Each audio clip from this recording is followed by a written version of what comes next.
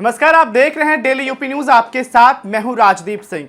उत्तर प्रदेश विधानसभा चुनाव 2027 में जिन सीटों में सबकी नजर रहने वाली है, उनमें सबसे प्रमुख नाम करहल विधानसभा सीट का है। यह सीट सिर्फ एक विधानसभा क्षेत्र नहीं, बल्कि समाजवादी पार्टी की राजनीति का सबसे बड़ा गढ़ मानी जाती है। करहल इसलिए भी चर्चा में रहती है क्योंकि 2022 विधानसभा चुनाव में समाजवादी पार्टी के राष्ट्रीय अध्यक्ष अखिलेश यादव ने पहली बार विधानसभा चुनाव लड़ने के लिए इस सीट को चुना था। भाजपा ने उनके सामने केंद्रीय मंत्री एसपी सिंह बघेल को उतारा था, जिससे यह चुनाव पूरे देश में चर्चा का विषय बन गया था। करहल विधानसभा सीट में मैनपुरी जिले में है और मुख्य रूप से ग्रामीण एवं अर्ध शहरी क्षेत्र, यानी ग्रामीण क्षेत्र ज्यादा है और शहरी क्षेत्र कम है। यहाँ कृषि मुख्य व्यवसाय है। गेहूं, आलू, सरसों और धान की खेती बड़े पैमाने पर होती है। गांवों की संख्या अधिक होने के कारण यहाँ किसान और ग्रामीण मतदाता चुनावी नतीजे में निर्णायक भूमिका निभाते हैं। और अगर बात करहल विधानसभा सीट की जाति समीकरण की करें तो यादव 34 से 38%, शाक्य, कुशवाहा, मौर्य 12 से 15%, ब्राह्मण 7 से 9%, ठाकुर 6 से 8%, अनुसूचित जाति 18 से 20% और मुस्लिम आबादी 8 से 10% है। वहीं ओबीसी एवं अन्य जातियां 12 से 15% है। यादव मतदाता इस सीट पे सबसे प्रभावशाली माने जाते हैं। यही वजह है कि करहल को समाजवादी पार्टी का सबसे मजबूत गढ़ माना जाता है।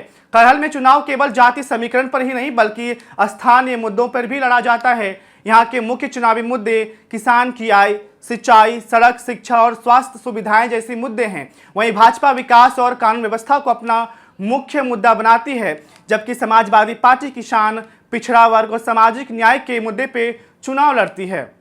करहल विधानसभा सीट कई दशकों से समाजवादी पार्टी का मुख्य मजबूत गढ़ रही है। 2017 में पूरे उत्तर प्रदेश में भाजपा की प्रचंड लहर थी, लेकिन करहल उन चुनावी सीटों में से रही जहां समाजवादी पार्टी का अपना कब्जा बरकरार रहा।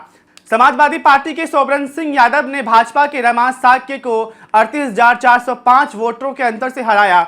सोबरन सिंह यादव को 1,04,221 वोटें मिले, जबकि भाजपा उम्मीदवार को महज 65,816 वोट प्राप्त हुए। यह चुनावी परिणाम से यह तो साफ हो गया है कि सपा को करहल में हराना बीजेपी के लिए इतना आसान नहीं होने वाला है। इस परिणाम से यह भी साबित हो गया है कि क्यों करहल को सपा का गढ़ कहा जाता है। 2022 में भी करहल पूरे देश में सबसे हाई प्रोफाइल सीट बनी रही, क्योंकि समाजवादी पार्टी के राष्ट्रीय अध्यक्ष एवं पूर्व मुख्यमंत्री अखिलेश यादव पहली बार विधानसभा चुनाव लड़ रहे थे। भाजपा ने उनके सामने केंद्रीय मंत्री एसपी सिंह बघेल को उम्मीदवार बनाया। चुनाव को यादव बनाम गैर यादव, यानी किसान बनाम विकास के दो बड़े नेताओं की प्रतिष्ठा की लड़ाई के रूप में देखा गया।